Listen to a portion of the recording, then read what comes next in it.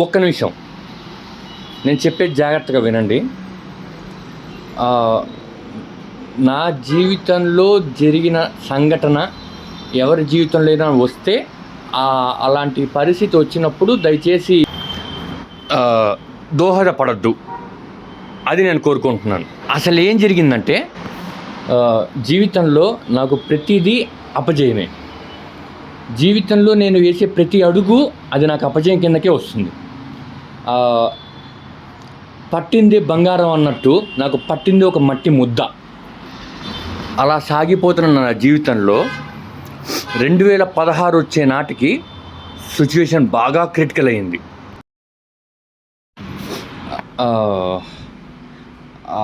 మొట్టమొదటిసారి అనుకోకుండా ఒక అమ్మాయి నా జీవితంలోకి వచ్చింది. ఆ అమ్మాయి నా సర్వస్వం అనుకున్న ఆ అమ్మాయిని పెళ్లి చేసుకోవాలని చాలా ఆశలు పెట్టేసుకున్నాను. ఆ అమ్మాయి చాలా తెలియగలది. ఒక నెల రోజులు చాట్ చేసింది నాతో. నాలో ఆశలు పెంచింది, మురిపించింది, అన్నీ బాగా చేసింది. కానీ ఉన్నట్టుండి ఒక్కసారిగా బ్లాక్ అయిపోయింది అకౌంట్. ఆ తర్వాత ఉక్కిరి బిక్కిరి అయిపోయి సతమతం అయిపోయాను నేను. చచ్చి బతికి ఆ తర్వాత మళ్ళీ తేలుకున్నా. ఆ తర్వాత 2017లో ఒక అన్నయ్య పరిచయం అయ్యాడు. ఆ సంఘటన నేను ఊహించిన విధంగా ఒకటి జరిగింది. ఆ సంఘటనలో నేను చాలా దెబ్బలు తిన్నాను. ఆ రోజు ఆయన కళ్ళు తెరుచుకున్నాడు, వీడు నిజంగా నన్ను అన్నయ్య అని పిలుస్తున్నాడు అని, అన్నయ్య అని అభిమానిస్తున్నాడు అని. ఏం ప్రయోజనం? మళ్ళీ కొంతకాలానికి ఆయన కూడా నన్ను దూరం చేసేసి మళ్ళీ తమ్ముని బాధ పెట్టేశాడు. మళ్ళీ 2018లో మళ్ళీ ఇంకొక అమ్మాయి నా జీవితంలోకి వచ్చింది. మళ్ళీ ఆ అమ్మాయి కాకపోయినా ఈ అమ్మాయినా నాకు తోడుగా ఉంటుందని నమ్మాను, ఆనందపడ్డాను. కానీ ఆ అమ్మాయి కూడా మోసం చేసి వెళ్ళిపోయింది. ఆ తర్వాత 2020లో హారిక అనే అక్క నన్ను 2 ఏళ్ళు చేరదీసింది. 2 ఏళ్ళు నన్ను ఒక తమ్ముడిగా చేరదీసింది. కానీ కొన్ని అనుమానిక కారణాల వల్ల ఆ అక్క కూడా నాకు దూరం అయిపోయింది.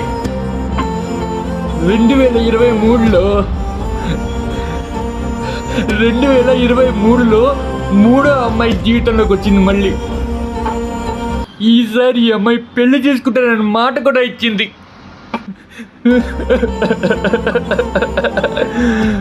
మాట ఇచ్చిన మాటని పక్కన పెట్టేసి దూరం చేసి వెళ్ళిపోయింది. అదేవిధంగా అదే 2023లో నన్ను కన్న కొడుకుగా చూసుకున్న ఒక సార్ కూడా ఒక సంఘటనలో ఒక పరిస్థితుల్లో వదిలేశారు. ఆ తర్వాత 2025లో ప్రాణం కంటే ఎక్కువగా చూసుకున్న ఒక దోస్తు, ఆ దోస్తు కూడా నా ఒక అమ్మాయి, ఆ అమ్మాయి కూడా నన్ను వదిలి దూరం చేసి వెళ్ళిపోయింది. 2026 వచ్చింది, మళ్ళీ 26లో ఇంకొక చెల్లి ఎంటర్ అయ్యింది. ఆ అమ్మాయి కూడా చివరికి దూరం చేసి వెళ్ళిపోయింది. అందరూ నన్ను తప్పుగా అర్థం చేసుకుంటున్నారు. నేను ఎవరిని బాధ పెట్టలేదు, నేను ఎవరిని అవమానించలేదు, ఎవరిని అనుమానించలేదు, ఎవరిని ఎగతాళి చేయలేదు, ఎవరిని ఒక మాట అనలేదు. కానీ అందరినీ నేను పిచ్చిగా ప్రేమిస్తూనే ఉన్నాను. ప్రేమతోనే వెళ్తున్నాను నేను అందరి దగ్గరికి, పిచ్చోళ్ళలాగా. అయినా నన్ను అందరూ దూరం పెడుతున్నారు. అదే నాకు అర్థం కావట్లేదు.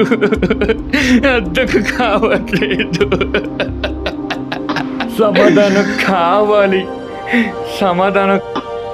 నేను ఇప్పుడు ఈ చివరి నాటిగా పరిచయమైన ఈ చెల్లెల గురించి చెప్పాలంటే, ప్రేమ ఎక్కువ చూపించినప్పుడు 4 మాటలు మాట్లాడితే తప్ప దానికి నువ్వు ఇసిగిస్తున్నావు, టార్చర్ చేస్తున్నావు అని మాటలు మాట్లాడినప్పుడు, ఇరిటేట్ చేస్తున్నావు, టార్చర్ చేస్తున్నావు అని అంటే ఒక అన్నగా ఎంత బాధ కలుగుతుంది. సొంత చెల్లిలాగా చూసుకున్నాను నిన్ను. నా సొంత చెల్లిని ఎలా చూసుకున్నాను అలా చూసుకున్నాను. కానీ నువ్వేం చేసావు? ఒక నసగాళ్ళలాగా పీకి పడేసావు. ఎంత బాధ కలుగుతుంది. వద్దు, నమ్మకండి. ఏ పని కూడా వాళ్ళు ఏంటి, ఎట్లా ఉన్నారు, ఎలా ఉన్నారు అని కనుక్కున్న తర్వాతే నమ్మండి, ప్రేమించండి. మోసపోకండి, నాలాగా మోసపోకండి.